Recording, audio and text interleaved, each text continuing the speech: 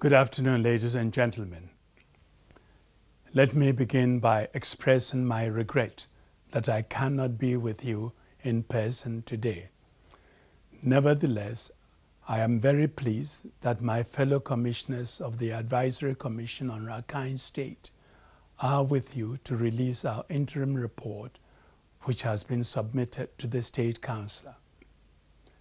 In my absence, Commissioner Ghassan Salami will chair the press conference and provide you with additional details on the report and our recommendations. Let me make a few introductory remarks on the report. First, we should accept that the nature of the crisis facing Rakhine State has changed due to the attacks of 9 October and the subsequent security operations.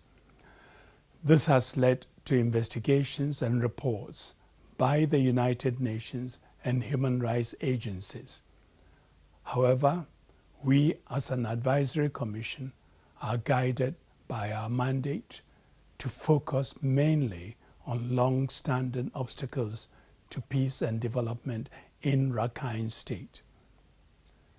We recognize that the challenges facing Rakhine State and its people are complex, and the search for lasting solutions will require determination, perseverance, and trust. Nevertheless, there are steps that can be taken immediately, which we put forward in this report. The report proposes a series of measures to address the situation in Rakhine State. These recommendations include a renewed call for unimpeded access for humanitarian actors and journalists to the affected areas in Rakhine State, and for independent and impartial investigation of the allegations of crimes committed on and since 9 October 2016. We strongly believe that perpetrators of these crimes must be held to account.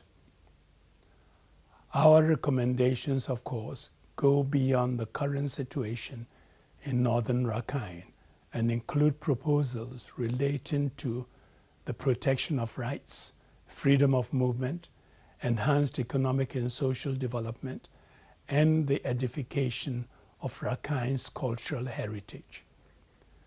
The Commission is aware of a number of unresolved concerns surrounding the verification of citizenship and recommends that they be clarified and resolved without delay. We also stress that inclusive access to healthcare and education for all the people in Rakhine requires attention and improvement.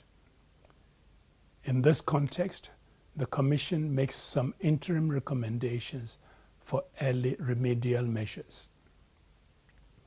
In the Commission's view, creating conditions conducive for intercommunal dialogue, representation, and participation in public life are essential to ensure that Rakhine State is spared from recurring cycles of violence and destruction.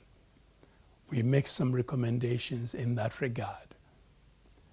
Ladies and gentlemen, dear friends, in developing these interim recommendations, my fellow commissioners and I have undertaken numerous consultations and discussions with a wide range of stakeholders in Rakhine, Yangon, and Nipitau.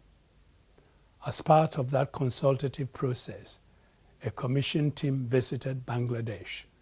We have also held consultations with officials from Indonesia, Thailand, and organizations based in New York and Geneva.